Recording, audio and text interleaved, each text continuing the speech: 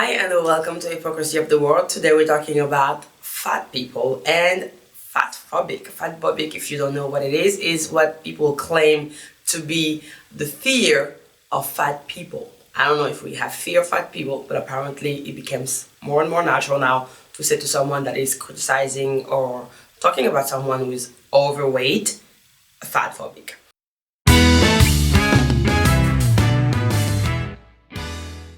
For people who don't know, phobic, when you use it for everything, means fear. It's like terrifying.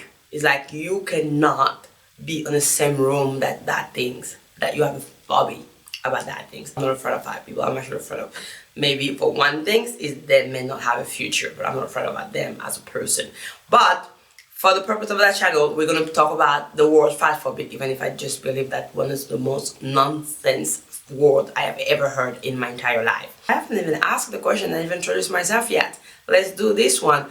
My name is Bettina, but you guys can call me B or Betty as you want. I am new here on YouTube. On this channel, we're going to be discussing about subjects that we have in our society, and we're going to talk about the hypocrisy that is behind those subjects, and sometimes are very, very huge. And if you like this one, please give me a thumbs up and subscribe to that channel. Let's go to the subject of today. As you heard, we're talking about fat people and mostly fatphobic. Fatphobic has been a term that has been introduced by people since maybe 10 years now, that is apparently supposed to be a fear of fat people. The question should be like, should we talk about fat people the same way that we're talking about body positivity? I don't know if you know, body positivity is something that becomes very huge. In the beginning, this concept was actually making sense. In the beginning, being like positive about your body, being like proud about your body was we were talking about people who went through shit, or were having like bodies that not all the norms in terms of like, maybe they were having injuries, and they went through like big injuries or big operations, skin issues and stuff like that, and then they were a little bit out of the norm, I would say this way. And this is not being like a critic, it's just like for you to get the context of that. And those people were actually able to accept their skin, to accept their shape, their tone color or whatever, because they were actually a little bit outside of what we call the norm. So yes, back at the time, being like embracing your body and being proud of your body was actually making sense about those people who were actually having those very unique particularities that not everybody has.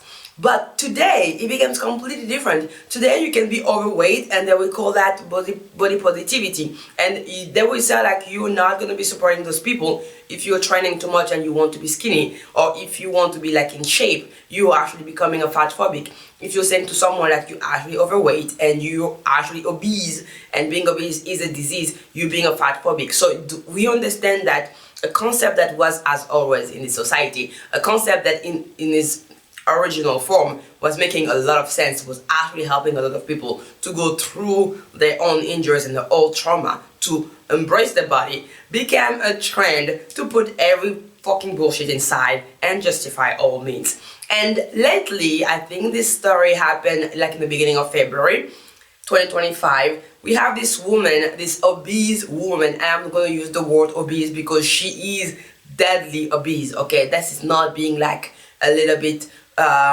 in shape, this is not being like a little bit curvy, this is being obese, okay? And then if you don't comfortable with this one, then that's when it's triggering something. And as we saw that in the last video, triggers are coming from something that we haven't dealt with.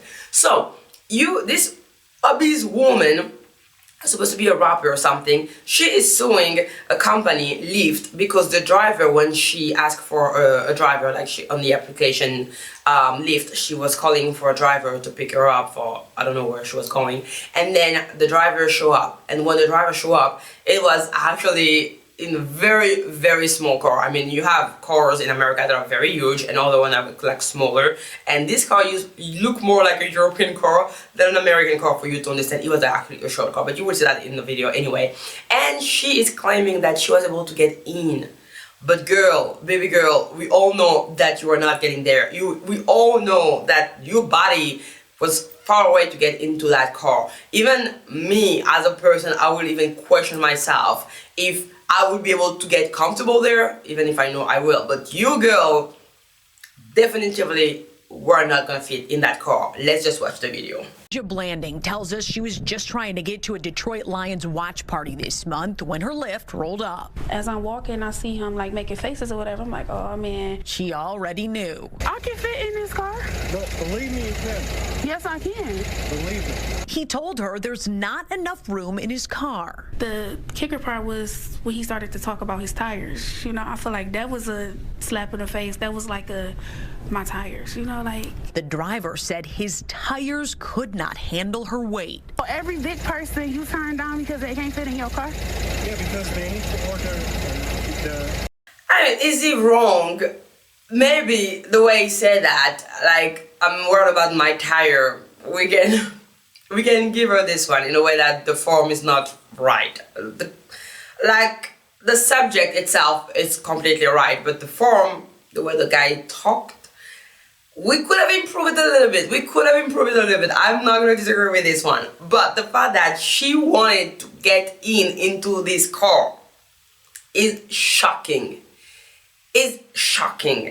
And yes, the driver is entitled to say, I'm sorry, she is big enough, she has different services. I don't know if you guys know, but now they're trying as much as possible to improve the service. And when you, even Uber, when you're asking for a car, and you have like special needs, what we call is like, for example, you are like in wheelchair, or you need you have a dog, or you have a baby and you need like a baby seat, you can ask that, you can request that, and they're putting those cars that will have those things for you, so you will only be able to get in contact with those drivers that have actually working with those special needs and can feel for you your needs, and then you will not feel uncomfortable, you will not feel discriminated, because you will ask for the service that you need. She should have known that by showing up like that in front of any kind of random car that she knows very well that she cannot enter into, she should have been she would have been discriminated. So I think this is more her fault on the idea of like she probably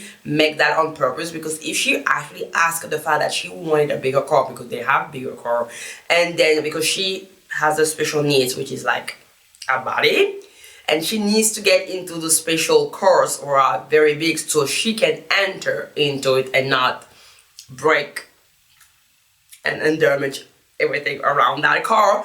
I'm sorry, but I have to be honest here. Then she would be having this one and nothing else would have happened. She will have the car that she needs for the body she has.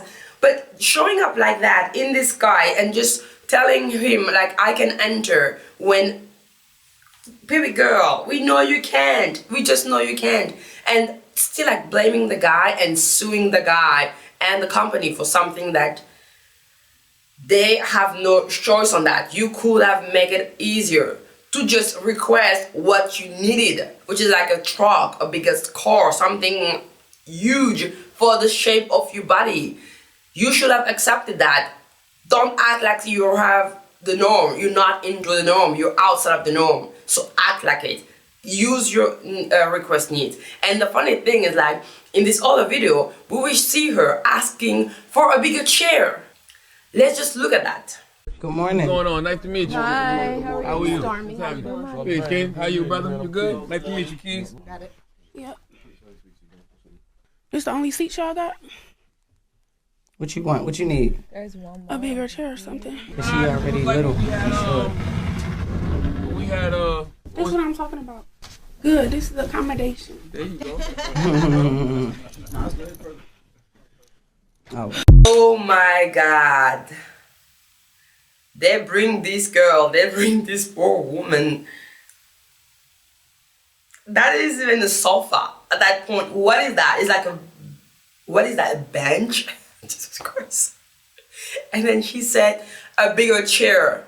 So you know, yeah, your ass was not fitting in that normal chair. You knew that. The moment you tried, your body said to you, girl, what are you fucking doing? I need something bigger. And then you ask for something bigger. But now you're coming into, for the poor guy who didn't want to damage his own car and his tires, and you're telling him like you could have fit there. When you couldn't even fit in that chair. That chair is if for people who don't know, the size of that chair, and people have been criticizing her, and she was having like a lot of comments and bad comments about that, because the size of that chair where she couldn't fit into is actually a normal seat in a car for one person.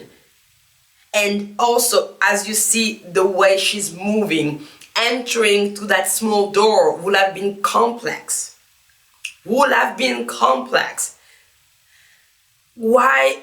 I mean, why people who just put themselves into that misery? I would say that misery because the way she's walking, the way she is, I mean, even the way she's dressing, I don't know, maybe because I don't know what's happening with that. I don't know who she's trying to seduce here, who she's trying to show off to, because I feel like it's just,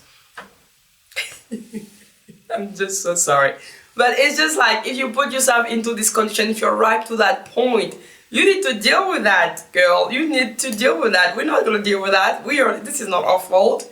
Could you please let us outside of this problem and just deal with your own shit? Because this body is not getting into any chair. This body is not getting into any chair that is normal, any chair that are into the norm. And being in the norm is not discriminating you, and it's not being fatphobic. I do not have any fear regarding that person. She should be afraid. I'm not supposed to be afraid. She should be the person afraid. She should be afraid about the idea of maybe not having a future if she keep going on like that. But I'm not going to be afraid of her. Why would I be afraid of her? She is actually making me sad because I am not even imagining what it is to be in that body and waking up every morning and having to deal with basic things like walking, taking the stairs if you don't have Lyft. I don't even understand how she's being able to do that. And I would feel like, oh my God, I cannot even sit in a chair. This is gonna be breaking me every day. And just because of that, I'm feeling sad about her. Clearly not afraid. I'm not having any fears towards this woman. I'm just having sadness and empathy, if I can say it this way. But people will say feeling like that is being fat phobic. So I do not know, but what I know is like we're gonna talk about another girl who's also asking to people to understand the dignity that fat people also request and need. And again, let's just watch the video before and then we're going to argument them that after. The average woman in the US is a size 16/18, according to the CDC. But let me tell you something that's going to blow your mind. Airplane seats, the ones we're all crammed into, they're realistically designed to fit someone who's a size 6 to 8 comfortably. That's based on seat widths of 17 to 18 inches and clothing size charts. So let me ask you this, if the seats aren't built for plus-size people, and they aren't built for the average person, who are they even working for? And here's what's wild. Most of you know these. Seats are too small. You've thought it yourself. And when a thin person says it, you nod along like, yeah, they're awful. The second a fat person says it though, suddenly it's entitlement. And let's be real, that's not about the seats. That's about you. The truth is, you hate the idea of a fat person speaking up for themselves. It makes you uncomfortable, because it forces you to confront your own biases. Instead of holding airlines accountable for designing seats that maximize profit at the expense of passenger comfort and dignity, you'd rather attack the person pointing out the problem. And let's call this what it is. It's not entitlement. It's demanding basic respect and dignity for all people, no matter their size. I mean, there is some stuff that she's saying we could find some facts into it and agree with some part of that. Yes.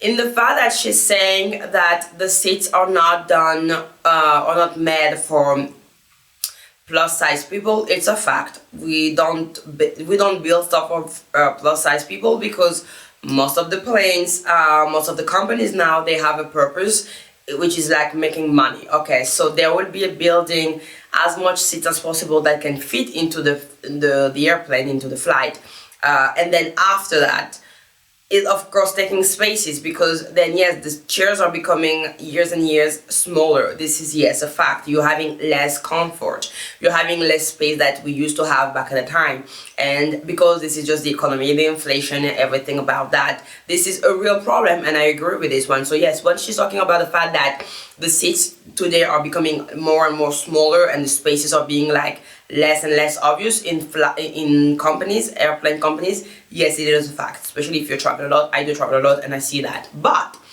saying like in case of the fact that should have been designed for a plus size person, I disagree. It was not supposed to be done for a plus size person because the plus size person are not the norm. Then when she said it's not even done for average people, in America, average people are not average for the rest of the world, and this is something like she is struggling to understand. An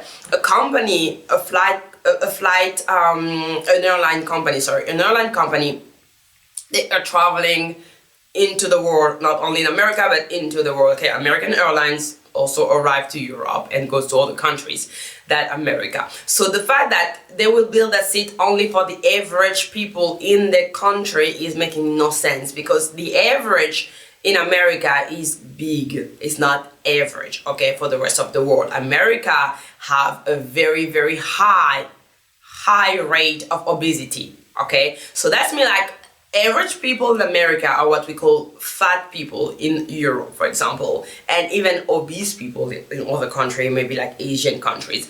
So I'm not saying like there's no exceptions. Of course, there's exception to everything, but I'm talking about a generality. Like most people are actually acting like that. But the fact that you use those one is not making any sense.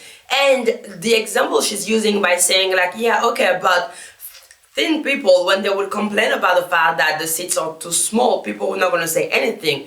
But then fat people complaining about that, then it's becoming a problem. Yes, because fat people, and these fat people like her, we call about obese people, are indeed too big for that. So we're not even, thin people are under the average. I know it makes no sense, but this is just how life works. Thin people will be below the average size. So that means they're still fitting that seat. So we would be like inclined to say like, I'm also not criticizing, but I'm also being afraid about people that are too skinny and then are like only having the bones on them, and you can clearly see like they have a disease.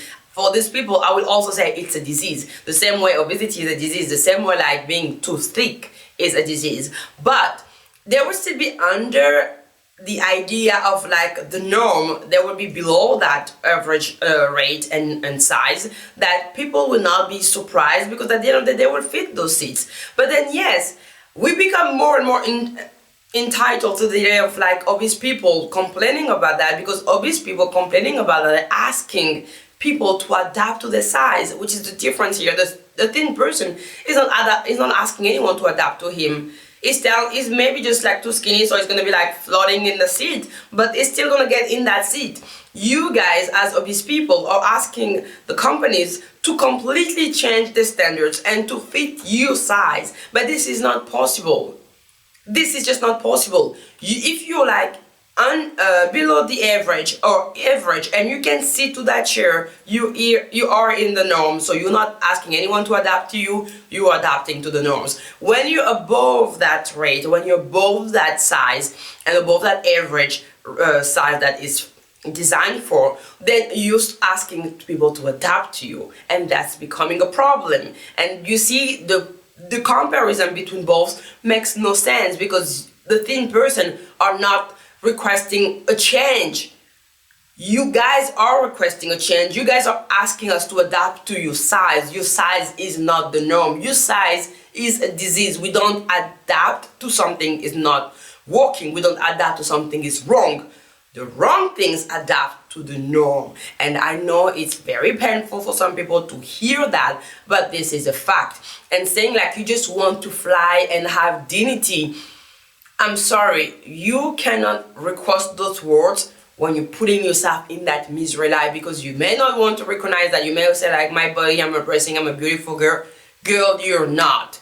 You are too big. You need to work on that, because you are young right now. But are you going to be old tomorrow? You have to ask yourself this question. You have to ask yourself the question of like, should I get dignity for myself and not requesting people to have dignity for me? You should ask yourself, why am I asking companies that have been here way before me and are going to be here way after me to adapt to me? You should adapt to the norm. And I know people don't want to do that, but you have to do it. Okay, so this is all for me. I'm really sorry. I don't know if this video has been long, but I'm always so passionate on those videos. I enjoy doing those videos. I hope you guys are having the same vibe when you're watching this video. If it's the case, please keep giving me a thumbs up. Let me comment. Okay, comments are gonna help me not only to develop the channel and make sure like everybody's able to reach that videos, but also to motivate me and keep me going on and doing more and more videos for you, because my days are very busy. So the fact that I'm having your feedback and everything like that, even if it's like just a thumbs up or just a smiley or just like a little comments, it's still gonna help me a lot to keep on and motivate myself to bring you more and more video in the next week. So please let me know in the comments, and of course subscribe. The videos are doing well. We're having views, especially on the shorts. Thank you for that. But we're not subscribing enough, so please subscribe, hit that button and subscribe and join the populace to know about my next video and just to support me as I'm starting and yeah, starting from scratch this new channel here. I hope you guys love it. I will see you on the next one. You guys take care. Bye, my populace.